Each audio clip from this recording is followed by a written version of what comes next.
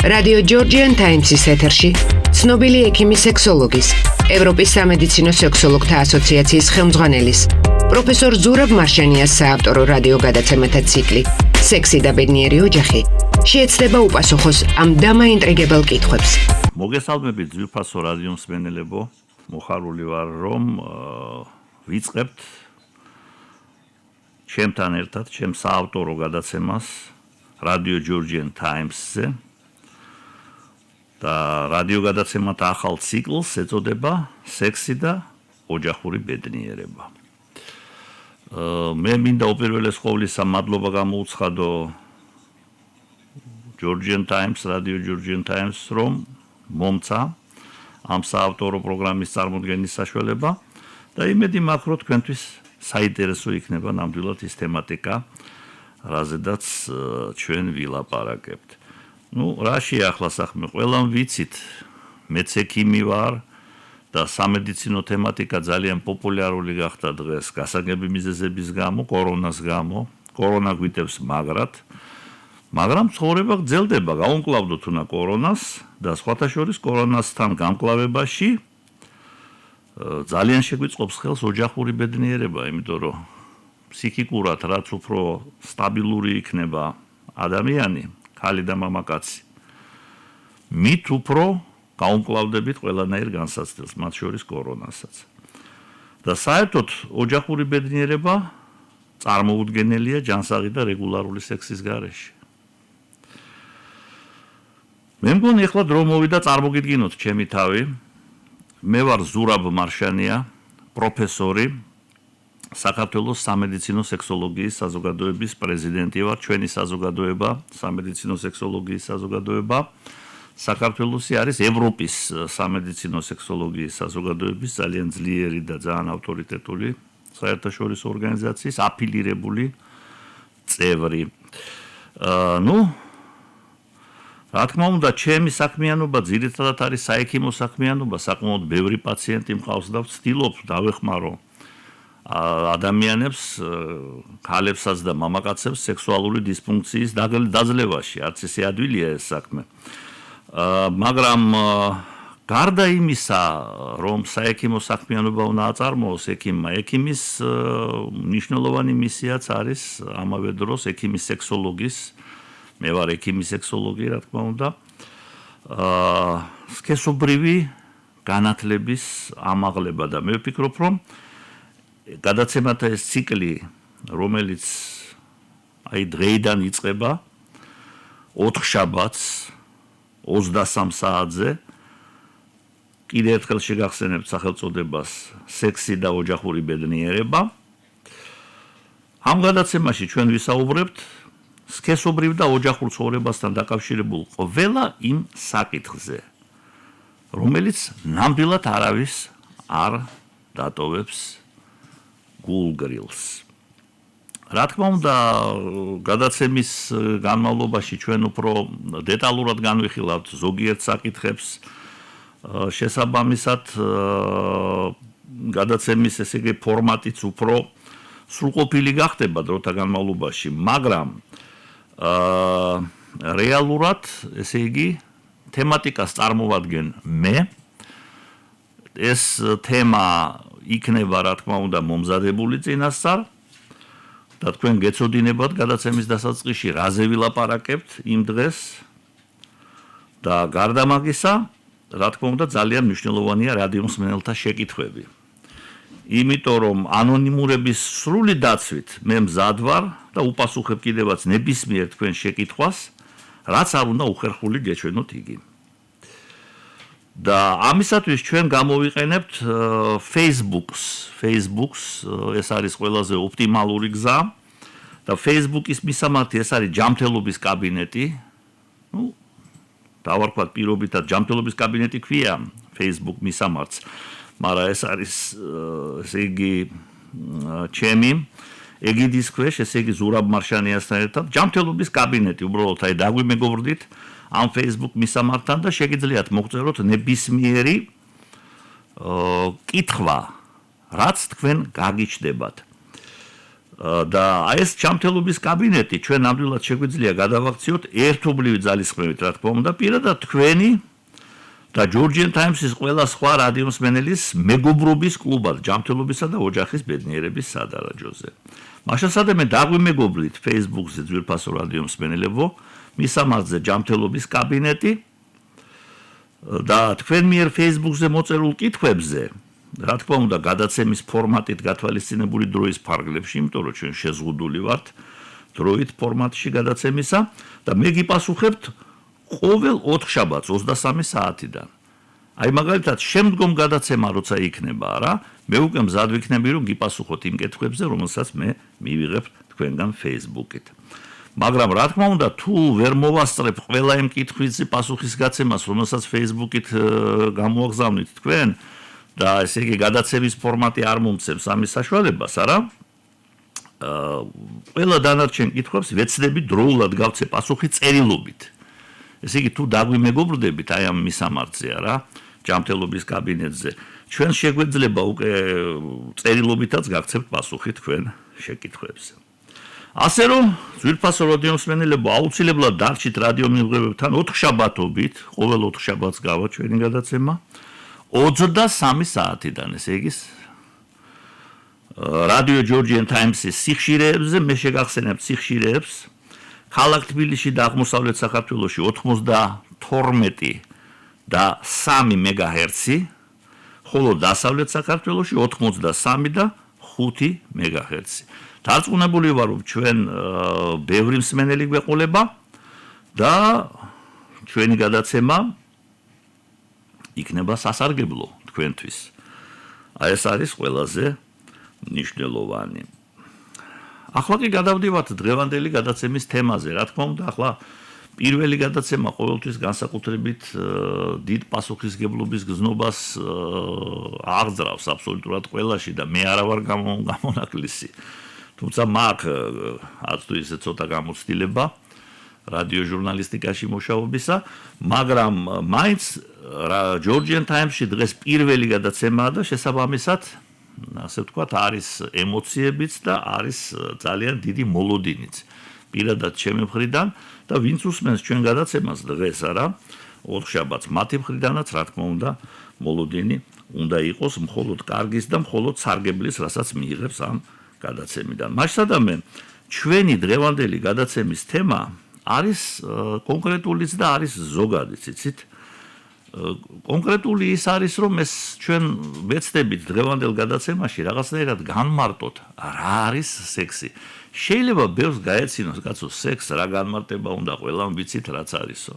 არ არის მთლად ესე ძვირფასო რადიომსმენელებო, არც ისე ადვილია მაგის განმარტება და სხვათა შორის არც ისე ადვილი არის სქესობრივი ცხოვრების, ანუ სექსი და სქესობრივი ცხოვრება ძვირფასო რადიომსმენელებო, მოდით შევთანხმდეთ, რომ არის ერთი და იგივე. რომელიც გაგიხარდებათ ის გამოიყენეთ, ასე ვთქვათ, საუბარში. არის ზოგიერთი ადამიანები, რომელსაც სიტყვა სექსი რაღაცნაირად ეხამუშება, იმიტომ რომ რაღაც, ასე ვთქვათ, უხამსობის ელემენტს ხედავს ამ სიტყვაში, სრულიად დაუსაბუთებლად მე რომ მკითხოს ადამიანმა, მაგრამ ასეა თუ ისე შეიძლება სქესობრივი ცხოვრებაც ვიხმაროთ. საერთოდ საქართველოში და არა მარტო საქართველოში, არა მარტო ჩვენში ადამიანის ხორციელი თუ სულიერი არსებობის არც ერთი სფერო, აი რა არის საინტერესო, არც ერთი სფერო ადამიანის ხორციელი თუ სულიერი არსებობისა არ მოიცავს ამდენ პასუხგაუცემელ კითხვას, როგორც სქესობრივი ცხოვრება. ესე იგი, ერთი შეხედვით ჩანს ისე, რომ ყველაფერი გასაგებია, ყველაფერი მარტივია, მაგრამ ძალიან ბევრია პასუხგაუცემელი კითხვები. აი მე ჩემი, ასე ვთქვათ, პროფესიული საქმიანობის, მე ექიმი სექსოლოგი ვარ, ძალიან დიდი ხნის განმავლობაში უკვე. და ხშირად ვაწყდები პაციენტების მხრიდან და მისი ახლობლების მხრიდან უამრავ კითხვას, რომელსაც რა თქმა უნდა ვცდილობ გავცე პასუხი, მაგრამ ეს რა თქმა უნდა არის ინდივიდუალურად რა. და რადიო ეთერი ეს არის უნიკალური საშუალება იმისა, რომ აი ეს ინფორმაცია ცოტა უფრო ფართედ გავცელდეს და შესაბამისად ის სიკეთე, რაც მოაქვს სქესობრივი განათლების ამაღლებას, უფრო გახდეს რეალური და უფრო გახდეს წონადი. მაინც ესე იგი უნდა აი დასაწყისში ჩვენ რამდენიმე კითხვა უნდა დავსვათ რა. აი მე გითხარით რომ დღეს ჩვენ აი ვილაპარაკებთ ამაზე. და მაინც მოდი დავიწყოთ ესე იგი ყველაზე უფრო მნიშვნელოვანი კითხვიდან. რა არის ბოლოს და ბოლოს სექსი? აი რას წარმოადგენს სექსი? ხო? რა უნდა იყოს ახლა თქვენი აზრით, ესე იგი ადამიანის ბუნებრივი მოთხოვნილება და უფლება თუ როგორც ზოგს მიაჩნია გარყვნილება. ახლა გარყვნილება რო არ არის ეს ფაქტია. მაგრამ მე მინდა ერთ მომენტზე გავამახვილო თქვენი ყურადღება. აი აბსოლუტურად არავინ არ დაობს სხვათა შორის როგორც ექიმი, ასევე არაექიმი, რაც არ უნდა სოფლ მხედველობა გააჩნდეს მათ, აი არის რაღაცა კონსენსუსი, რომელიც არსებობს რა. და მოდი აი ამ კონსენსუსს გავუსვათ ხაზი და თქვათ ესეთი რაღაცა. ადამიანის სხეულისა და სულის ჯანმრთელობა წარმოუდგენელია ჰარმონიული საოჯახო ცხოვრების გარეშე, რომელიც ქალისა და მამაკაცის სულიერ და ხორციელ სიყვარულზეა დაფუძნებული. რა თქმა უნდა, სულიერი გრძნობა ეს უმნიშვნელოვანესია, სიყვარულიც არსებობს პლატონური. მაგრამ ეხლა რა არის იცით? ხორციელი სიყვარულიც ძალიან მნიშვნელოვანია, მით უმეტეს რომ ხორციელი სიყვარულის შედეგად ადამიანის მოდგმა მრავლდება. და ეს უკანასკნელი კი ხორციელი სიყვარული განაპირობებს იმას, რომ ადამიანის ბედნიერების ერთ-ერთი ყველაზე მნიშვნელოვანი ელემენტი სრულყოფილი სქესობრივი ცხოვრებაა. ანუ სრულყოფილი სექსი. მაშასადამე მოდი შევთანხმდეთ ჩვენ ამ ელემენტარულ ჭეშმარიტებაზე, რომ აუცილებელია სექსი, აუცილებელია სქესობრივი ცხოვრება იმისათვის, რომ ოჯახი იყოს ბედნიერი, ოჯახური ბედნიერება იყოს უზრუნველყოფილი და ჰარმონიული იყოს საერთოდ საოჯახო ცხოვრება. ქალისა და მამაკაცის ურთიერთობა. და ეს მეტად მნიშვნელოვანი ფაქტორი არის, რომელსაც უნდა გაუწიოთ ანგარიში. მით უმეტეს რომ არსებობს არა მარტო სამეცნიერო კვლევები, ძალიან ბევრი, ახლა ჩვენ რა არის იცით, ზოგჯერ ესე იგი რაღაცა უარყოფით, რაღაცა დადებითი მომენტიც გააჩნია რა.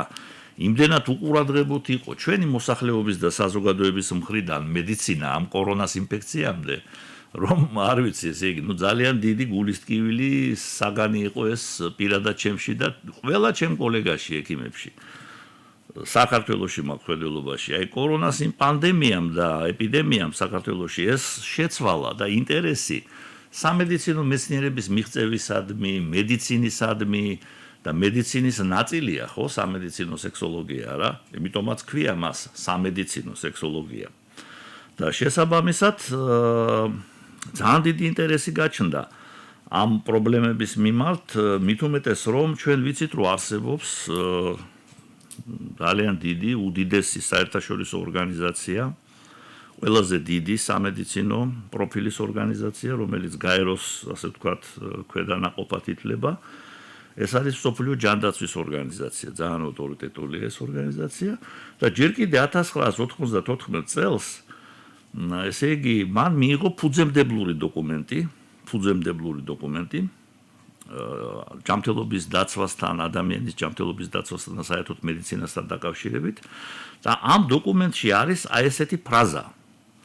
მე მინდა თქვენ მიაქციოთ მაგას ყურადღება, იმიტომ რომ ამითი ბევრი არის უკვე ნათქვამი და ძალიან ბევრ კითხვაზე აი ეს სოფლიოს ჯანდაცვის ორგანიზაციის აი ეს ასე ვთქვათ სიტყვები უკვე აძლევს პასუხს და ნათელს ქმნის იმ პრობლემებს, რომელიც ბევრისთვის არის, თქვათ ესე რბილად ნაკლებად გარკვეული.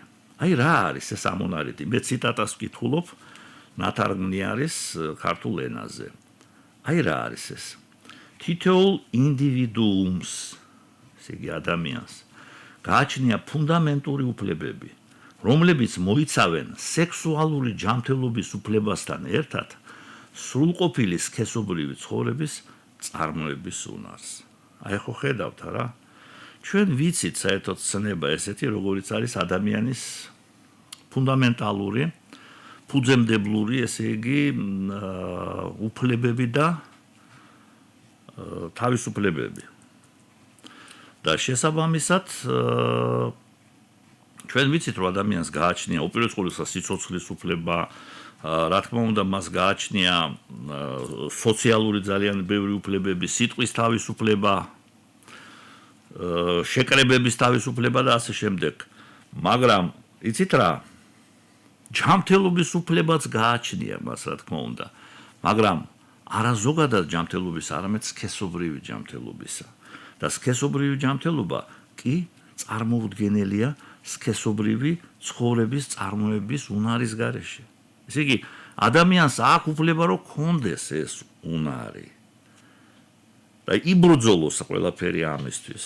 და ჩვენ, ექიმები, მოწოდებული ვართ იმისათვის, რომ დავეხმაროთ მას, ვისაც გაუჩნდება ეს პრობლემები. ანუ დაკარგავს ამ უნარს, ან თავიდანვე არ ქონდა. ჩვენ ძალიან დიდი არსენალი გვაქვს სამკურნალო სადიაგნოსტიკო მეთოდებისა, თანამედროვე, ასე ვთქვათ, აი მსოფლიო სტანდარტებიდან, მსოფლიო პროტოკოლებიდან, გაიდლაინებიდან გამომდინარე. რა თქმა უნდა, ყველაფერ ამაზე დღეს როგორ ერთ გადაცემაში როგორ ვილაპარაკებთ, მაგრამ ჩვენ გვექნება გარკვეული დრო იმისათვის, რომ ეს თემებიც გავშალოთ, რომელიც უდაოდ დააინტერესებს ჩვენ რადიო მსმენელს.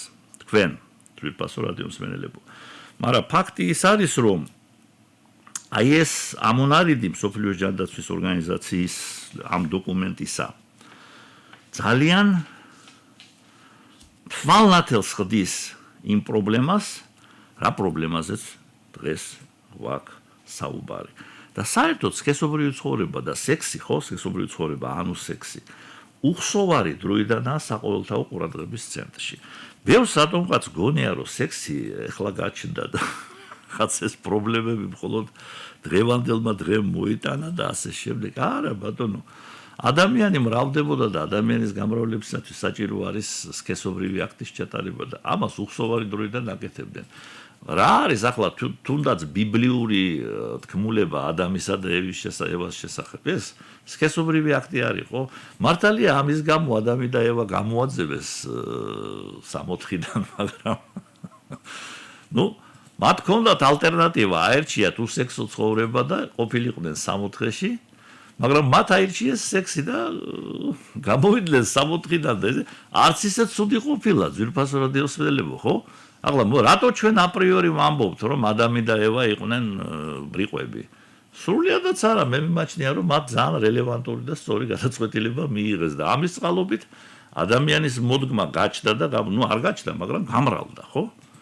გამრავლდა. ახლა ჩვენ ვიცით რა, ახლა ბიბლიური თქმულების მიხედვით ღმერთმა თიხისაგან შექმნა ადამი, ესე იგი მამაკაცი შედარებით, ესე იგი ესეთი მასალისგან არის გაკეთებული, ნაკლებად მტკიცე, ნაკლებად პლასტიკური, არაორგანული ერთი სიტყვით, ხო? თიხა მინერალური მასალაა, მაგრამ სამაგიეროდ ქალი მამაკაცის ნეკნისაგან შეიქმნა და მაშასადამე ქალი არის უფრო სრულყოფილი არსება. მე მგონი ესეც სადაო არ არის. მოვიდა დრო სარეკლამო პაუზაზე გავიდეთ, ძვირფასო მეგობრებო და სარეკლამო პაუზის დამთავრების შემდეგ ისევ დაბრუნდებით ეთერში. რადიო ჯორჯიან ტაიმსის ეთერში ცნობილი ექიმი სექსოლოგის, ევროპის სამედიცინო სექსოლოგთა ასოციაციის ხელმძღვანელის, პროფესორ ზურაბ მარშანიას საავტორო რადიო გადაცემათა ციკლი სექსი და ბედნიერი ოჯახი შეეცდება უპასუხოს ამ დამაინტრიგებელ კითხვებს. ბრუნდებით ეთერში, ძვირფასო რადიო მსმენელებო, დღეს 4 შაბათია, 16 სექტემბერია, ჩვენ ვართ რადიო ჯორჯიან ტაიმსის ეთერში. მე ვარ ექიმი სექსოლოგი, პროფესორი ზურაბ მარშანია. თქვენ მოისმინეთ პირველი ნაწილი ჩემი გადაცემისა. ჩვენ, დღეს ახლა სადღაც ეს 16 სექტემბერი უნდა ჩავთვალოთ როგორც საიუბილეო თარიღი, იმიტომ რომ 10 წლის წერტილია დღეს გადაცემათა ახალი ციკლისა, რომელიც Georgian Times-ზე გავა, რადიო Georgian Times-ზე. ესე იგი, დავიმახსოვროთ ეს თარიღი 2020 წლის 16 სექტემბერი, გაგანია კორონა ინფექციის ეპიდემიის პანდემიის ასე ვთქვათ პერიოდი რომელიც ესე იგი დარწმუნებული ვარ 1-2 წლის მერე ღიმილით გაგვახსენდება და შეიძლება ცოტა ესე იგი ნოსტალგიის გზნობაც კი დაგვეუფლოს იმიტომ რომ ყოველთვის არის რაღაცა კარგი ყოველთვის არის რაღაცა კარგი ასე ვთქვათ ემოციები და მე დარწმუნებული ვარ რომ ჩემი საავტორო გადაცემა რომელსაც ეწოდება სექსი და ოჯახური ბედნიერება აი ამ დადებით ამ პოზიტიურ ემოციებს თქვენში ძვირფასო რადიო მსმენელებო შეძლებს და გვარად გააძლიერებს მე მინდა აუცილებლად შეგატყობინოთ კიდევ ერთხელ რომ ჩვენი რადიო Georgian Times-ი გადის ეთერში აღმოსავლეთ საქართველოში სიხშირეზე 92 და 3 მეგაჰერცი, დასავლეთ საქართველოში სიხშირეზე 93 და 5 მეგაჰერცი და მოგიწოდებთ მოусმინოთ ყოველ 4 შაბათს 23 საათზე, ესე იგი საღამოს 11 საათზე. ნუ ღამის 11 საათს უძახის, როგორც გაგიხარდებათ, ისე დავარქვათ ეს და მე დარწმუნებული ვარ რომ აი როდესაც ჩაერთვებით ჩვენ გადაცემაში, ხო? ბევრ რამეს გაიგებთ ოჯახურ ბედნიერებაზე, სქესობრივ ცხოვრებაზე და ყველაფერზე, რაც დაკავშირებული არის სქესობრივ, ანუ სექსუალურ ჯანმრთელობასთან. ვინც გვიან ჩაერთო და არ ჩაერთო, მე მოგახსენეთ რამოდენიმე სიტყვა, მაგრამ მინდა რომ მაინც ძალიან მოკლედ ორი სიტყვით შევეხო იმას, რაზე ვილაპარაკეთ პირველ ნაწილში. ჩვენ სექსი განმარტეთ რა არის. ჩვენ შევთანხმდით იმაზე, რომ ეს არ არის გარყვნილება, ეს ადამიანის, ასე ვთქვათ, აუცილებელი ბუნებრივი მოთხოვნილება, რომელიც უხსოვარი დროიდანაა საყოველთაო ყურადღების ცენტრში და ადამიანს აქვს სქესობრივი ცხოვრების, ანუ სექსუალური ცხოვრების, სექსის უფლება და მისი წარმოების უნარიც უნდა ქონდეს. ესე იგი, ამის უფლებაც არის, რომ მოახელხოს მაგის რეალიზაცია. და ეს სხვათაშორის არის დამტკიცებული ჯერ კიდევ 1994 წელს ჯანმრთელობის მსოფლიო ორგანიზაციის ფუძემდებლური დოკუმენტით. ჩვენ აი ახლა შევჩერდით ამ თემაზე, რომ სექსი უხსოვარი დროიდანაა საყოველთაო ყურადღების ცენტრში. რომ არ არის სწორი ზოგიერთი ადამიანი, რომელსაც მიაჩნია, რომ აი სექსი ეს გარყვნილება, ეს სექსი ეს ყველაფერი შემოვიდა ბოლო ხანებში, მანამდე აი ჩვენი წინაპრები, ესე იგი მრავლდებოდნენ ისე, რომ უსექსოდ. ვერა. ჩვენი წინაპრებსაც სექსი ჰქონდათ. ჩვენ წინაპრებსაც და მამაპაპებსაც აუცილებლად ჭირდებოდა სქესობრივი ცხოვრება, სქესობრივი აქტის ჩატარება იმისთვის, რომ ჩვენ დღეს მოვლენილიყავით სამყაროს. ესე იგი, ჩვენ ყველანი ვართ სქესობრივი ცხოვრების, ანუ სექსის ნაყოფი რა. და სხვათაშორის აი ეს ყველაფერი, ეს სექსი, ანუ სქესობრივი ცხოვრება ფართოდაა ასახული უხსოვარი დროიდან, ფართოდაა ასახული ფერწერაში, ლიტერატურაში, რელიგიასა თუ ფილოსოფიაში. აი, გავიხსენოთ უძველესი თუნდაც აი ლიტერატურული პირველწყაროები, სადაც ზოგჯერ საკმაოდ, ესე იგი, ღიად არის ნაჩვენები ზოგიერთი სექსუალური ეპიზოდი, სქესობრივი ცხოვრება, ყოველგვარი შეფარვის გარეშე. სამწუხაროდ, ესე იგი, ნაკლებად არის დაცული ლიტერატურული პირველწყაროები უძველესი დროიდან, აი რომელიც აი სქესობრივ ცხოვრებას აი ესე ვთქვათ, გამოკვეთილად აჩვენებს რა. თუმცა ჩვენ ვიცით მაგალითად ესეთი შესანიშნავი ნაწარმოები, რომელიც სოფლიო კლასიკაში არის შესული ბერძენი ავტორის აპულეუსი იყო ესეთი ლიტერატურული ნაწარმოები ოქროს ვირი. სხვათაშორის ყოველთვის თავისუფლად იმ პერიოდში, როცა საბჭოთა კავშირი იყო, ხო, მე ცოტა ხანში შესული ადამიანი ვარ. 64 წელისა ვარ. სულ არა ვარ ახალგაზრდა. მაგრამ არც მოხუცად არ ვთვლი თავს. აი მე მომესწრო ეს საბჭოთა პერიოდი, აი ბევრი თქვენთაგანის, ბევრი ახალგაზრდისგან განსხვავებით, რომელიც აბსოლუტურად არ იცის რა პირობებში გვიხდებოდა ჩვენ ცხოვრება. ჩვენ გვიმტკიცებდნენ, რომ საბჭოთა კავშირში სექსი არ არის. და ამ დროს აპოლეუსის ოქროს ვირი თავისუფლად იყიდებოდა, ხელმისაწვდომი იყო და კითხულობდნენ რა, დიდი და პატარა. Ну, ეს რა თქმა უნდა იშვიათი გამონაკლისია, იმიტომ რომ უმრავლესი ლიტერატურული პირველწყარო, რომელიც სექსს შეეხება, სამწუხაროდ არ შემოინახა, დაიკარგა. ანტიკური პერიოდი კი განვლო, მაგრამ მერე უკვე ასე ვთქვათ, ადრეული ქრისტიანობის პერიოდს ვეღარ გადაიტანა და დაიკარგა ეს პირველწყაროები. თუმცა არის მაგალითად აი შუა საუკუნეების, ცოტა გვიანდელი შუა საუკუნეების, აი რენესანსის პერიოდში, როცა უფრო ასე ვთქვათ, აი სქესობრივი თავისუფლება ცოტა უფრო მოიმატა მთელ მსოფლიოში და უკვე ბევრ თემაზე ლაპარაკი შესაძლებელი გახდა, რაზედაც წარმოუდგენელი იყო ლაპარაკი და შეიძლება ამ ლაპარაკისთვის დასჯილიყო ადამიანი. რა თქმა უნდა, ახლა კოცონზე ამისთვის არ წვავდნენ, მაგრამ ყოველ შემთხვევაში ძალიან საფრთხო იყო ეს ყველაფერი და აი გვიანდელ შუა საუკუნეებში, რენესანსის ეპოქაში ყველამ ვიცით, ალბათ ყველას წაგვიკითხია, ესეთი შესანიშნავი ავტორი, რომელიც არის ჯოვანი ბოკაჩო და მან დაწერა, ესე იგი, უკვდავი ნაწარმოები, რომელიც არის დეკამერონი. აი დეკამერონში არ ვიცი ახლა ძალიან ბევრი, ესე იგი, ეროტიკული ფილმიც და ეროტიკული ლიტერატურის, რა თქმა უნდა, შედარებით იაფფასიანი ლიტერატურის ნაწარმს შეშურდებოდა ის რამდენად ღიად წარმოადგენს ეს გენიალური მწერალი სქესობრივ ცხოვრებას. მე რა მინდა ამეთი ვთქვა, რომ სექსი ჩვენი ცხოვრების განუყოფელი ნაწილია. არ შეიძლება სექსის უკუგდება, არ შეიძლება მისი იგნორირება, რაღაცნაირად, ვითომ არ არის რა. და ხო ბავშვსაც ხო ესე უნებოდნენ და ვეუბნებოდით ჩვენ აი წინათ. შეიძლება ზოგიერთი ეხლაც ეუბნება.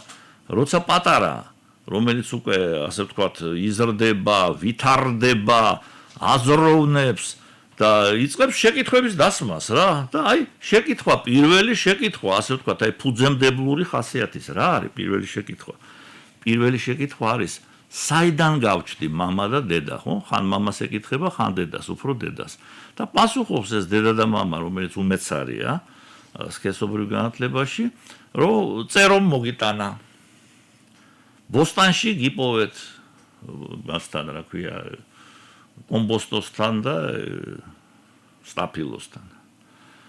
ეხლა ჩვენი პატარები, რომელიც დღეს სმარტფონებს და აიფონებს ატრიალებენ ესე მე რო შემშურდება და ბევრ მათშობლებსაც რო შეშურდება, ხო?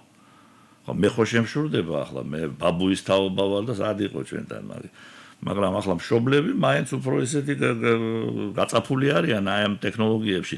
იმასაც, ასე ვთქვათ, ჯობნიან. ეს დაიჯერებს ახლა მაგას. ხო არ დაიჯერებს. სისულელეა. მაშასადამე აუცილებელი არის სქესობრივი განათლების სქესობრივი აღზრდის დაწყება მშობლის მიერ, რა თქმა უნდა. მე შორსა ვარ იმ აზრიდან, რომ ეს სქესობრივი განათლება პირველი კლასიდან და 0 კლასიდან და საბავშვო ბაღიდან და ბაგაბაღიდან დაიწყოს რა. ეს სისულელეა უბრალოდ. მაგრამ ამ კითხვაზე, რომელსაც მცირეწლოვანი ბავშვი სვავს, პასუხი არ უნდა გქონდეს მშობელს. არ არის საჭირო სქესობრივი განათლება მაგას სახშიც, მაგრამ ამას აწარმოებს მშობელი. მაშასადამე ძალიან დიდი მნიშვნელობა აქვს მშობლის მომზადებასაც, ალბათ ამ მშობლის დატრენინგებასთან, ალბათ სქესობრივი განათლება მშობელს უნდა გქონდეს, რომ ბავშვმა ეს ყველაფერი, ასე ვთქვათ, მიიღოს და მიიღოს სწორად, მიიღოს გამართულად, ისე რომ მას დაეხმაროს მომავალ ცხოვრებაში და ასე რომ ვერსათვით ვერ გავექცევით ჩვენ სექსს და საერთოდ უნდა ვიცოდეთ ეს არ ვიცი ახლა რამდენად კარგია თუ ცუდია ჩემთვის როგორც ექიმისთვის შეიძლება ახლა არც იყოს ფლად გამართლებული და კარგი, მაგრამ ასეა თუ ისეა რა ადამიანის სექსუალური ფუნქცია ძალიან მჭიდროდ არის დაკავშირებული საზოგადოებრივ გარემოსა და სოციალურ, ასე ვთქვათ, პირობებთან, სოციალურ ძვრებთან. არ ვსიამოვნებს ჩვენ ეს ექიმებს ხოლმე რა, იმიტომ რომ ჩვენ მაინც უნივერსალური ღირებულებების და სამედიცინო, ასე ვთქვათ, პაციენტზე ზრუნვის, ასე ვთქვათ, პრიორიტეტით ავართ ყოველთვის გამშვალულები აბსოლუტურად ყველა. მაგრამ ასეა თუ ისე არის რა საზოგადოებასთან დაკავშირებული და ამიტომაც არ არის შემთხვევითი რომ სხვადასხვა ისტორიულ პერიოდებში სხვადასხვა ისტორიულ პერიოდებში. მარტო დღეს კი არ არის ესეთი აქტუალური, მაგალითად, პოლიტიკოსებს შორის ხანდახან და საზოგადოებრივ მოღვაწეებს შორის სექსის საკითხი და ერთმანეთს ისე უპირისპირდებიან და საერთოდ ეს პარადოქსია.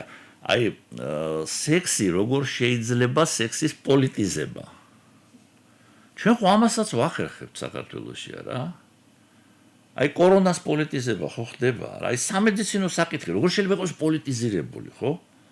ამიტომ არ მომწონს ეს მაგრამ აი სქესობრივ ცხოვრებასთან, სექსთან დაკავშირებით განსაკუთრებით ასე ვთქვათ რისკის ქვეშაა პოლიტიზირებისა და ჩვენ ვიცით რომ დღეს არის მთელი რიგი ასე ვთქვათ პოლიტიკური მიმდინარეობები, რომელიც შეურიგებლად უპირისპირდებიან სხვადასხვა საკითხებზე. ეხლა ამ თემას მე ჯერ არ შევეხები, იმიტომ რომ ეს რაც არის ასე ვთქვათ თუნდაც სექსუალური ორიენტაცია და შემდეგ ეს ჩვენი მომავალი გადაცემების თემა იქნება დაუტოვოთ მომავალსაც და რაღაცა ყველაფერს დღეს ხო არ ვიტყვით არა და თუ ესე მოკლე ხანში ყველაფერს ჩავტევთ ის ხო დაკარგავს თავის მნიშვნელობას და ხარისხს და ასეა თუ ისეა სხვადასხვა ისტორიულ პერიოდში როგორ იყო იცით ადამიანის ავადმყოფობაც სხეულის ავადმყოფობა აგრესიულობა სხვადასხვა კულტურათა და ცივილიზაციათა აყვავება. ჩვენ ხო ვიცით ესეთი აბსურდია ახლა ჩვენთვის ექიმებისთვის ეს არის აბსურდი და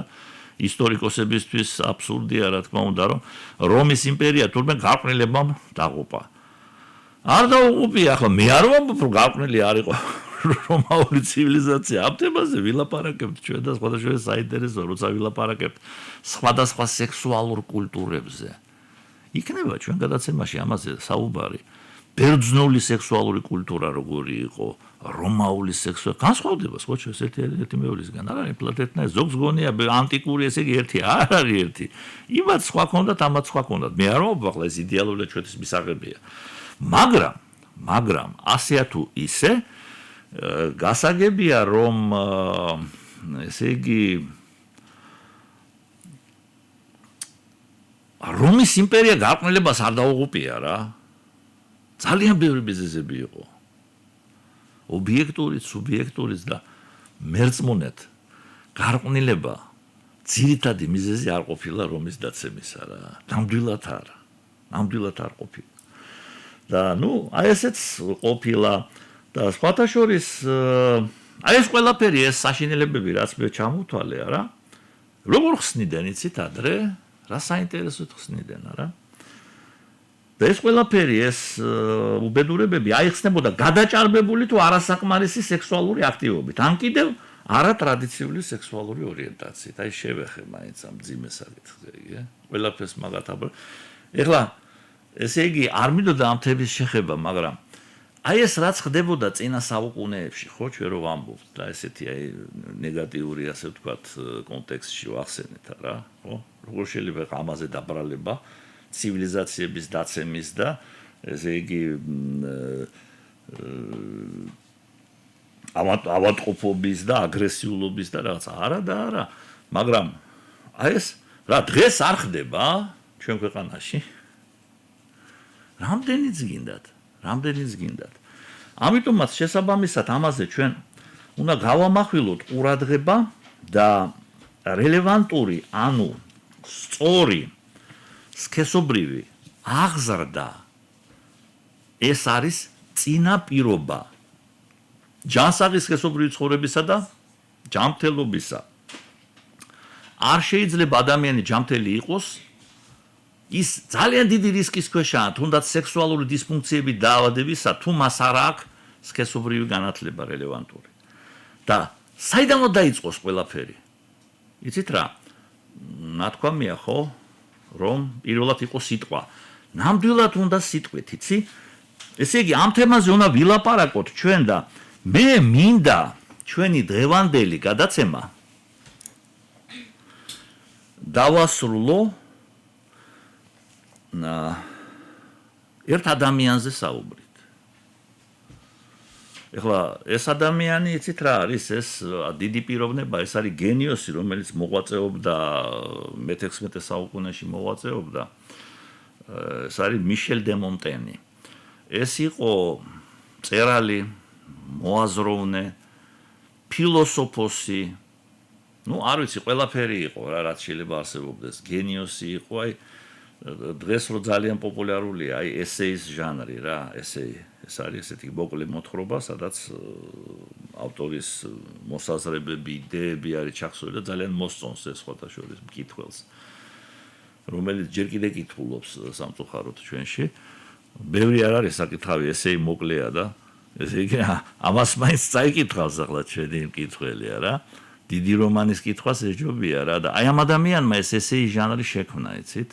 აი გვიანდელ შუა საუკუნეებში მიშელ დე მონტენი დიდი პიროვნება, შესანიშნავი პიროვნება. და ახლა რა შუაშია მიშელ დე მონტენი და სექსი და სქესობრივი ცხოვრება. შუაში კი არა თავშია. აი რას ამბობს ეს გენიალური ადამიანი? მე მინდა ციტატა მოვიყვანო რა. აი მისი სიტყვებია, მონტენის სიტყვებია. მაინც რა დაუშავა ადამიანებს სქესობრივმა აქტმა. ამ სრულიად ბუნებრივმა, აუცილებელმა და გამართლებულმა ქმედებამ ისეთი რა დაუშავა, რომ ყველა როგორც ერთი არასოდეს არ აძლევს თავს უფლებას სერიოზულ საუბარში ახსენოს სექსი, ან სულაც ვერ ბედავს ამ თემაზე ვინმესთან დალაპარაკებას სიცხვილის გარეშე. ყოველი ჩვენთაგანი, აი მონტენი ამბობს მაგას, მოულიდებლად ლაპარაკობს მკვლელობაზე, ну ჩვენი მედია ნახეთ, რითი იხსნება. მოკლეს ეს, მოკლეს ის. ძარცვაზე, ღალატზე, აი ეს საშინელებებზე, ხო? ზემოდაღნიშნული აკრძალული სიტყვა კი სექსია, ну წარმოუთქმელი რჩება. არავინ არ ამბობს, არავინ არ ლაპარაკობს მაგაზე. ხომ არ უნდა დავასკვნათ აქედან გამომდინარე, ასკნის ეს გენიოსი მიშელ დე მონტენი, ფრანგი იყო.